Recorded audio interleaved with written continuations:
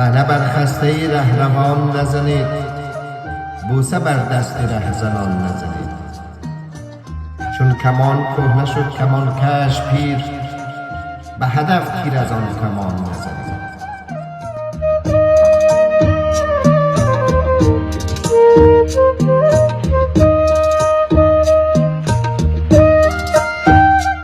تکیه بر زندگان کنید ای قوم، تکیه بر زندگان کنید ای قوم، تاج بر فرق مردگان نزنید.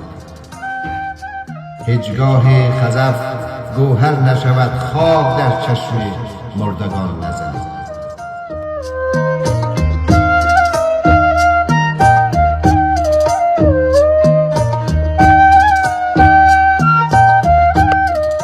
چون خود از همراهان قافله همراه دزد کاروان نزنید.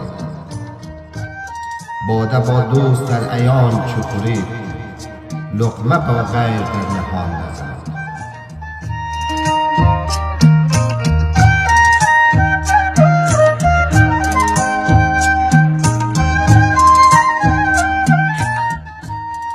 با هر دلی که شاد شود شاد می شوم، آباد هر که گشت من آباد می شوم.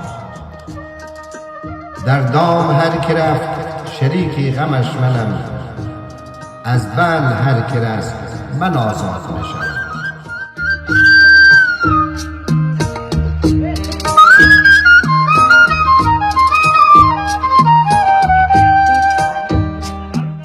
بینم اگر که بال فغان در دل شکست، من بر لبش نشستم و فریاد میشوم. با این نبرد سخت که با صخره‌ها کنم، روزی حریفی تیشه فرهاد میشوم.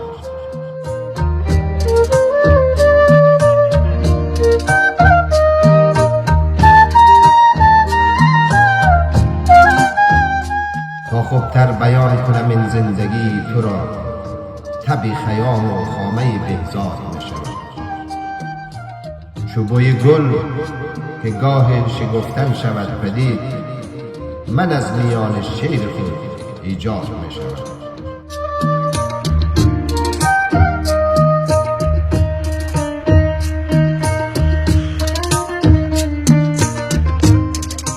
فانی به پای هیچ کسی خم نشد سرد، فانی به پای هیچ کسی خم نشد سرد.